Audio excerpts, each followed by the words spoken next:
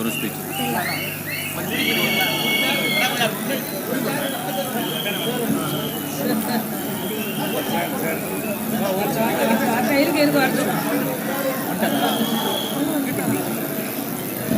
ரொம்ப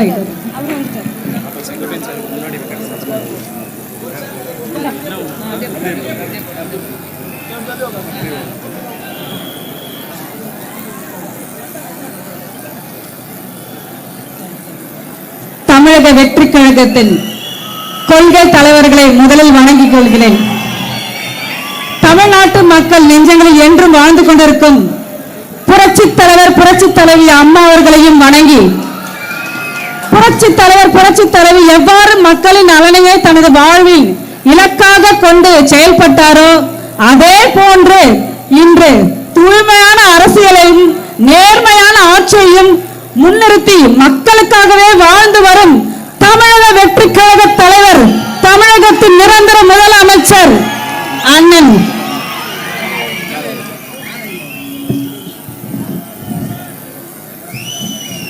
அண்ணன் தளபதி அவர்களை வணங்குகின்றேன்.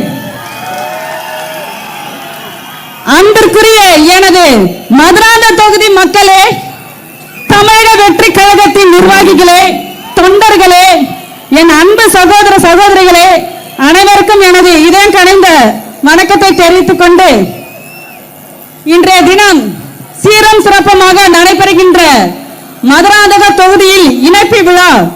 மதுராந்தக தொகுதியில் நாங்கள் 25,000 பேர் இணைவார்கள் என்று நினைத்தோம். ஆனால் 25,000க்கு மேலே 30,000க்கு மேலாக இன்று தளபதி தலைமையை ஏற்று இன்னைக்கு அவருடைய அன்பு மட்டும் போதும், தளபதியோட அன்பு மட்டும் போதும் என்று வருகை தந்திருக்கின்ற அனைத்து நல்ல உள்ளங்களுக்கும் நன்றியை தெரிவித்துக் கொண்டு, இன்றைய தினம் தமிழக வெற்றி கழகத்தில் உறுப்பினராக தங்களை இணைத்துக் கொள்ளும் இந்த மாபெரும் வரலாற்று சிறப்புமிக்க இணைப்பு விழாவில் கலந்து கொண்டு சிறப்பித்துக் கொண்டிருக்கும் தமிழக வெற்றி கழகத்தின் பொதுச் செயலாளரும் உள்ளாட்சித்துறை அமைச்சருமான மாண்புமிகு அமைச்சர் என் அன்பு நிறைந்த அண்ணன் விஷ அண்ணா அவர்களுக்கு என்னுடைய வணக்கத்தை தெரிவித்துக் கொள்கிறேன்.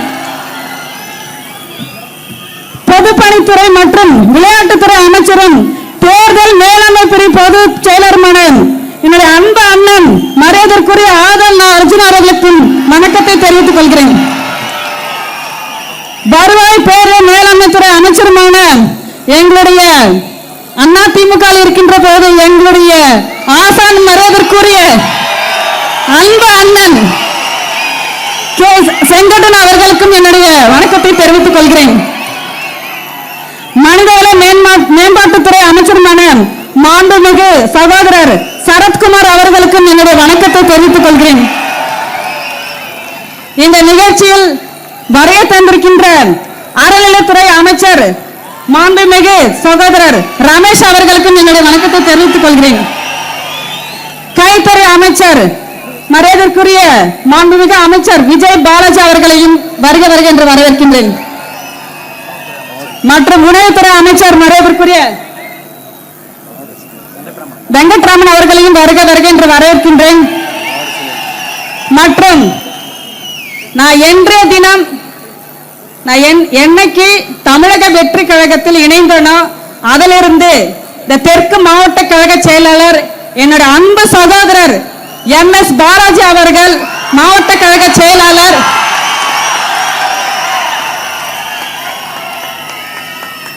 நான் தமிழக வெற்றி கழகத்தில் இணைந்த மறுநாளே கழக பொதுச் செயலாளர்கள் அழைத்து, நீங்கள் எல்லாம் நம்மளை நம்பி வந்திருக்காங்க, தளபதியை நம்பி வந்திருக்காங்க, நீங்கள் அனைவரும் நம்ம அவங்களுக்கு ஆதரவு கொடுக்கணும், அவங்களோடு இணைந்து பணியாற்ற வேண்டும் சொன்ன நாளிலிருந்தே எங்க மாவட்ட கழக செயலாளர் 4 நாட்களாக இரவு பகல் பாராமல் மாவட்ட கழக செயலர் மட்டும் அல்லாமல் ஒன்றிய நகர பேரூராட்சி ஒவ்வொரு கழக தொண்டர்களும் அதே போன்ற உறுப்பினர்களும் இங்கே வருகை தந்திருக்கின்ற சகோதர சகோதரிகள் அனைவரும் இரவு பாராமல் எங்களுடன் உழைத்திருக்கின்ற அனைத்து நல்ல உள்ளங்களுக்கும் கோடான கோடி நன்றி தெரிவித்துக் கொள்கிறேன். உங்கள் அனைவருக்கும் தெரியும், இன்றைய தினம் இணைப்பு விழா நிகழ்ச்சி சிறப்பான முறையில் நடைபெற்றுக் கொண்டிருக்கின்றது. இந்த இணைப்பு விழா நிகழ்ச்சியை தமிழகத்தில் முதலாக நம்முடைய செங்கல்பட்டு மாவட்டம் மதுராந்தக தொகுதியில் நடத்துவதற்கு வாய்ப்பு கொடுத்த பொதுச் செயலர் அவர்களுக்கும் மரியாதைக்குரிய மாண்புமிகு அமைச்சர் அண்ணன் ஆதம் அர்ஜுன் அண்ணனுக்கும் என்னுடைய நன்றி கலந்த வணக்கத்தை தெரிவித்துக் கொள்கிறேன்.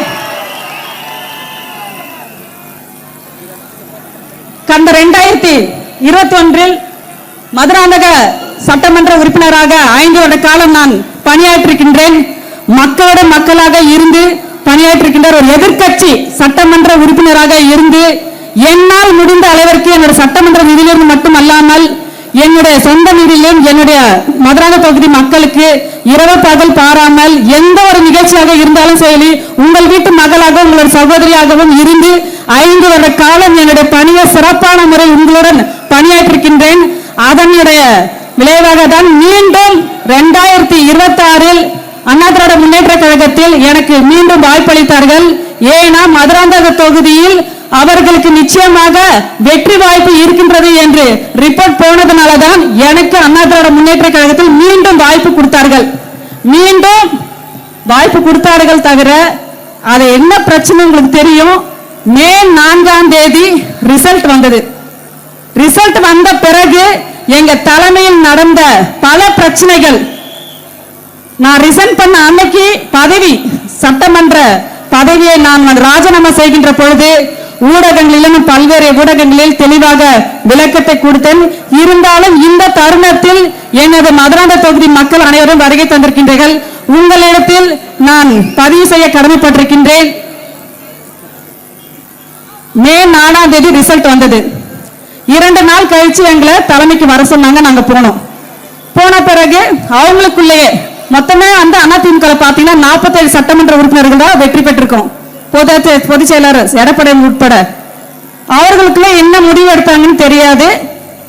எல்லாரும் பாண்டிச்சேரிக்கு அனுப்புனாங்க. பாண்டிச்சேரியில இருந்து மீண்டும் 4 நாட்கள் பாண்டிச்சேரியில இருந்தோம். 4 நாள் கழிச்சு மீண்டும் எங்களை வர சொன்னாங்க. சரி நாங்க போன பிறகு அங்க உள்ள பல்வேறு பிரச்சனைகள் நடந்தது. என்ன தெரியுமா? திமுகவுடன் கூட்டணி செய்து கூட்டணி ஆட்சி அதாவது திமுகவோட ஆதரவோட கூட்டணி வைத்து ஆட்சி அமைக்க வேண்டும் என்று எடப்பாடி அவர்கள் திட்டமிட்டார். இது நியாயமாங்க? இங்க சொல்லுங்க. இங்க அமர்ந்திருக்கின்ற ஒவ்வொரு மக்களும், இங்க அமர்ந்திருக்கின்ற பெரியவர்கள் தாய்மார்கள் அனைவரும் அமர்ந்திருக்கின்றீங்க. இது நியாயமா? புரட்சி தலைவர் அவர்கள் யாரை எதிர்த்து கட்சி ஆரம்பித்தார்? திராவிட முன்னேற்ற கழகத்தை எதிர்த்து தானே கட்சி ஆரம்பிச்சாரு. புரட்சி தலைவர் அம்மா அவர்களுக்கு எவ்வளவு பெரிய அநீதிகள்லாம் நடந்தது. அதே சட்டமன்றத்தில் ஒரு பெண் என்று பாராமல் துரைமுருகன் அவர்கள் அம்மா அவர்களை இழிவுபடுத்தினாங்க. அம்மா அவர்கள் மரணத்துக்கு காரணம் திமுக காரங்க. அவர்களோட கூட்டணி வைக்கலாமா? கூட்டணி வைத்து ஆட்சி அமைக்க வேண்டும் என்ற நிலை எப்படி எடப்பாடி அவர்கள் சிந்தித்தார்?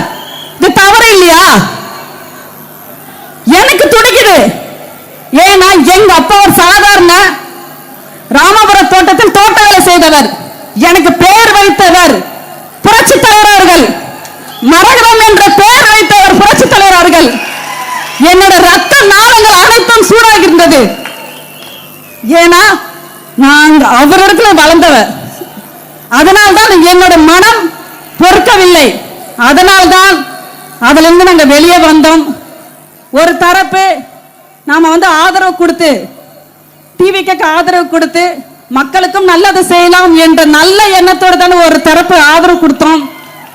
ஆனால் அந்த ஆதரவு கொடுத்ததுக்கே அண்ணா திராவிட முன்னேற்ற கழகத்தில் இருக்கின்ற சில கருப்பு ஆடைகள் என்னை பத்தி தவறாக வலைத்தளங்களில் ஒரு பெண் என்று பாராமல் என்னை கொச்சைப்படுத்தி பேசினாங்க.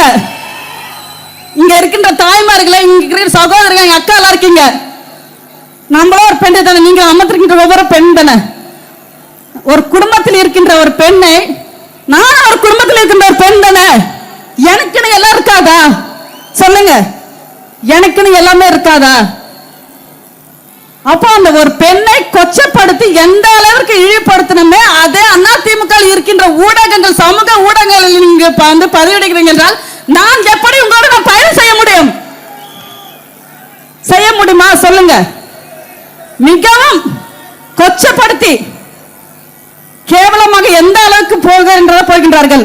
இது மட்டும் இல்லாமல் நடந்து முடிந்த சட்டமன்ற தேர்தலில் இங்க ஒரு மாவட்ட செயலர் ஒருத்தர் இருக்கிறார் ஆறுமுகன்ட்டு, அவருக்கு போட்டியிடுவதற்கு வாய்ப்பு கொடுக்கல தேர்தல்ல. அதனால அந்த அம்மா வெற்றி பெறக்கூடாது, மரதகுமரல் வெற்றி பெறக்கூடாது. மதுராந்தக தொகுதியில் என்ன ஒரு டீம் சேர்த்தாரு. திமுக வேட்பாளரிடம் 50 லட்சம் வாங்கியிருக்காங்க. அதிகாரப்பூர்வமாக அனைத்து என்கிட்ட எல்லாமே இருக்கு, அதிகாரப்பூர்வமாக ஆடியோல இருந்து எல்லாம் இருக்கு. மிக விரைவில் அதை நான் வெளியிடுவேன். அப்போ நான் தமிழக வெற்றி கழகத்துக்கு இணைந்ததற்கு நீங்க இப்படி பேசுறீங்களே, அப்ப நீங்க அண்ணா திமுக இருந்துட்டு திமுக உடந்தையாக இதே ரெட்டாலே ஜெயிக்க கூடாது என்பதற்காக திராவிட முன்னேற்ற கழகத்தை சேர்ந்த வேட்பாளரை நீங்க 50 லட்சம் வாங்கியிருக்கீங்க. உங்களுடைய குழுக்கள் அதில் சில ஒன்றை சிலர் இருக்காங்க. நான் வெற்றி பெறவே கூடாது என்பதற்காக பல சதி வேலைகள் எல்லாம் செஞ்சாங்க. அதையும் மீறி மக்கள் எனக்கு வாக்களித்திருக்கிறார்கள் என்றால் என் மீது நம்பிக்கை வைத்து, நான் உழைத்த உழைப்புக்கு நம்பிக்கை வைத்து என்னை வெற்றி பெற வச்சாங்க. சரி, இங்கதான் இந்த தொகுதியில துரோகிகள் இருக்காங்க, தலைமையிலாத ஒழுங்கா இருப்பாங்க பார்த்தா தலைமையிலும் எடப்பாடி அவர்கள் திமுக கூட்டு செய்யலாம் என்று நினைத்தாரு. அதையும் இப்ப உடைந்து விட்டது. ஏன்னா தமிழக வெற்றி கழக மாண்புமிகு முதல்வர் தளபதி அவர்கள் முதல்வராக அமரக்கூடாது என்பதற்காக தான் இந்த சதி வேலைகள் எல்லாம் செய்தார்கள். கடவுள் ஒருத்தர் இருக்காரு, தமிழ்நாட்டு மக்கள் இருக்காங்க. தளபதி அவர்கள் தான் முதல்வர். இந்த தமிழகத்தை ஆள போகிறார். 5 வருட காலம் இல்லை, 20 வருட காலம் நம்ம தமிழக முதல்வர் தளபதி அவர்கள் தான் ஆள போகின்றார். இதில் எந்தவித மாற்றமும் கிடையாது. புரட்சி தலைவர் அம்மா அவர்கள் மக்களால் தான் மக்களுக்காக நான் என்று தமிழக மக்களின் நெஞ்சங்களில் வாழ்ந்து கொண்டிருக்கும் அவர்கள் அவருக்காக வாழ்ந்து மறந்தார்கள். அதே போன்றுதான் நம்முடைய தளபதி அவர்கள் தமிழ்நாட்டு மக்களின் நெஞ்சங்களில் வாழ்ந்து கொண்டிருக்கின்றார். அதுவும் அன்பு என்ற ஒரு வார்த்தைக்காக வாழ்ந்து கொண்டிருக்கின்றார், நமக்காக வாழ்ந்து கொண்டிருக்கின்றார். இப்படி துரோகம் செய்த அண்ணா திராவிட முன்னேற்ற கழகத்திலிருந்து தான் நான் வெளியே வந்தேன். இது மட்டும் இல்லாமல் என்னுடைய மக்களுக்கு நான் பல்வேறு தேர்தல் நேரத்தில் அவர்கள் நிறைய வாக்குறுதிகளை கொடுத்தாங்க. இதெல்லாம் நீங்க இதெல்லாம் நிறைவேற்ற வேண்டும் என்று சொன்னாங்க. ஒவ்வொரு பகுதியிலும் ஒவ்வொரு ஊராட்சியிலும் எங்களுக்கு பல பிரச்சனைகள் இருக்கின்றது, இதை நிறைவேற்றி கொடுங்கள். கடந்த முறை நீங்க எதிர்க்கட்சி சட்டமன்ற உறுப்பினராக இருக்கின்ற பொழுது நீங்க எதையும் செய்யவில்லை அப்படி என்று சொன்னாங்க. இல்ல இல்ல, நிச்சயமாக இந்த முறை வாக்களிங்க, நான் முழுமையாக நிறைவேற்றி கொடுப்பேன், என் மீது நம்பிக்கை வையுங்கள் என்று சொல்லிதான் நான் வாக்குகளை பெற்றேன். ஆனா இப்போது நான் மக்களிடத்தில் போனால் எப்படி நான் அதை நிறைவேற்ற முடியும்?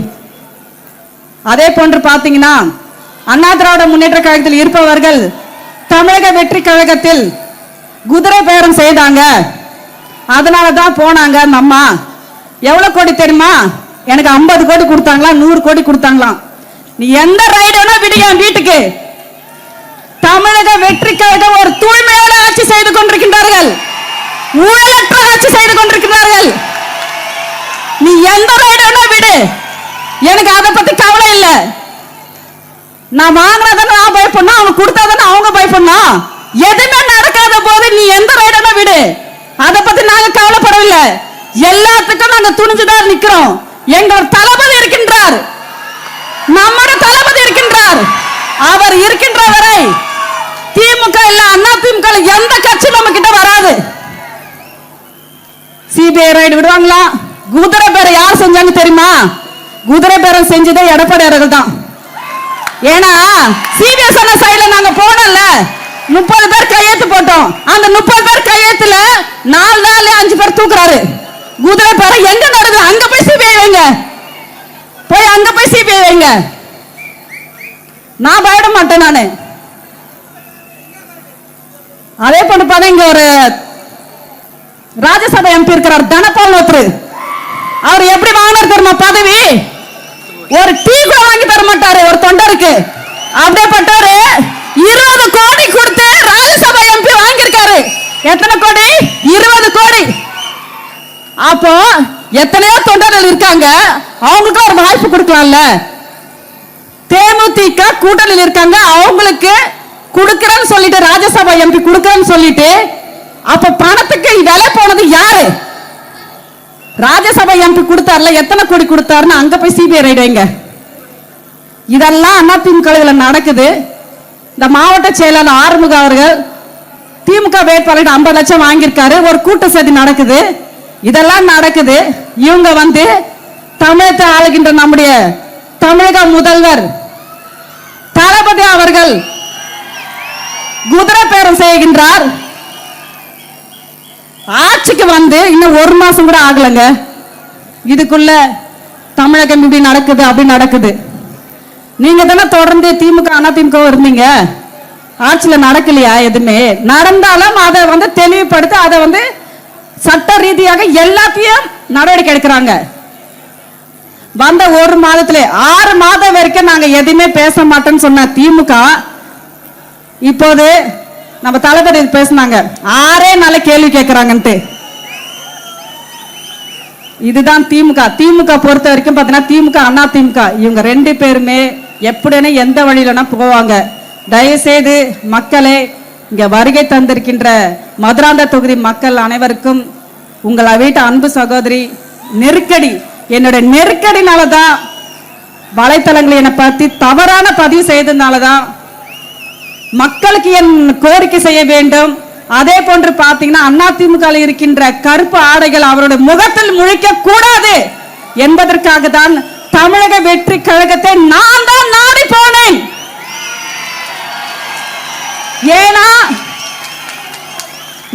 ஏன் என்றால் இங்க இருப்பவர்கள் அனைவரும் தூய்மையானவங்க.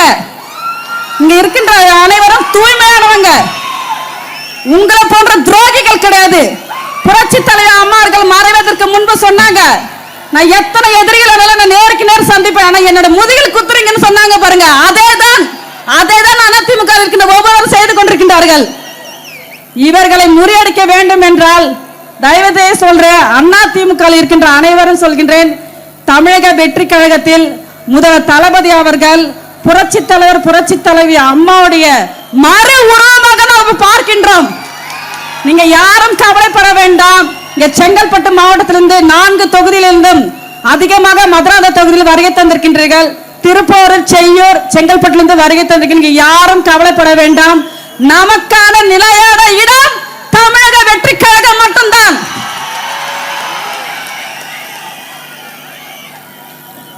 மக்களுக்காகவே இயங்குகின்ற இயக்கம் தமிழக வெற்றி கழகம் மட்டும்தான்.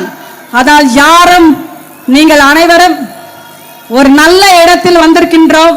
நமக்கான நிலைமை நிச்சயமாக உயர்ந்த நிலைமைக்கு நம்ம போவோம் என்று சொல்லிக்கொண்டு, தமிழக மக்களின் பாதுகாவலர், இளைஞர்களின் நம்பிக்கை, பெண்களின் காவலர், ஏழைகளின் உறவினர், தமிழ்நாட்டின் பெருமைமிகு முதலமைச்சர் அண்ணன் தளபதி அவர்கள் மக்களின் பாதுகாப்பை தனது பொறுப்பாகவும் மக்களின் முன்னேற்றத்தை தனது லட்சியமாகவும் கொண்ட தமிழ்நாட்டின் நிரந்தர நம்பிக்கையும் நட்சத்திர நாயகன் மாண்புமிகு முதலமைச்சர் அண்ணன் அவர்கள் பெண்களின் பாதுகாப்பு, இளைஞர்களின் வளர்ச்சி, ஏழை மக்களின் நலன், விவசாயிகளின் முன்னேற்றம் என ஒவ்வொரு குடும்பத்தின் கனவுகளையும் நனவாக பாடுபடும் மக்கள் தலைவர்.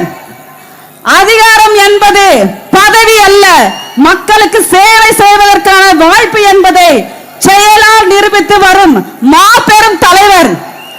தமிழகத்தின் பெருமை, இளைஞர்களின் எழுச்சி, மக்களின் இதய துடைப்பாக விளங்கும் தளபதி அண்ணன் அவர்களை ஏற்றுதான் இவ்வளவு ஒரு குறுகிய காலத்தில் ஒரு இயக்கத்தை ஆரம்பித்து மக்கள், தமிழ்நாட்டு மக்களின் நெஞ்சங்களில் வாழ்ந்து கொண்டிருக்கும் தளபதி அவர்களை நாடி இந்த நான் இயக்கத்தில் இணைந்திருக்கின்றேன். எங்களோடு வருகை தந்திருக்கின்ற அனைவருக்கும் நமக்கு நல்ல ஒரு எதிர்காலம் இருக்கின்றது என்பதை இந்த நேரத்தில் தெரிவித்துக் கொள்கிறேன்.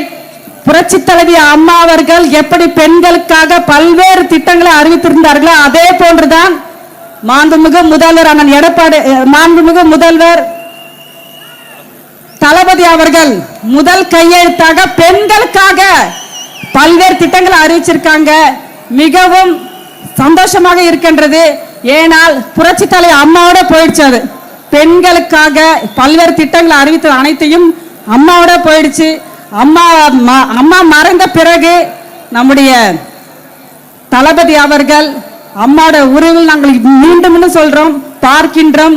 அம்மா உணவக திட்டத்தை மீண்டும் புதுப்பிப்பதற்கு தளபதி அவர்களுக்கு என்னுடைய நன்றியை தெரிவித்துக் கொண்டு இந்த நிகழ்ச்சியில் கலந்து கொண்டிருக்கின்ற பொதுச் செயலர் அவர்களுக்கும் அமைச்சர் பெருமக்களுக்கும் மற்றும் சட்டமன்ற உறுப்பினர்களுக்கும் மாவட்ட கழக செயலர்களுக்கும் மற்றும் எங்களோடு இணைந்து பணியாற்றுகின்ற அத்தனை கழகத்தினுடைய முன்னோடிகளுக்கும் நிர்வாகிகளுக்கும் இங்க திரளாக வருகை தந்து இணைப்பில் இணைந்து கொண்டிருக்கின்ற அனைத்து மதுரான் தொகுதி மக்களுக்கும் அனைவருக்கும் என்னுடைய கோடான கோடி நன்றி சொல்லி விடைபெறுகிறேன். நன்றி, வணக்கம்.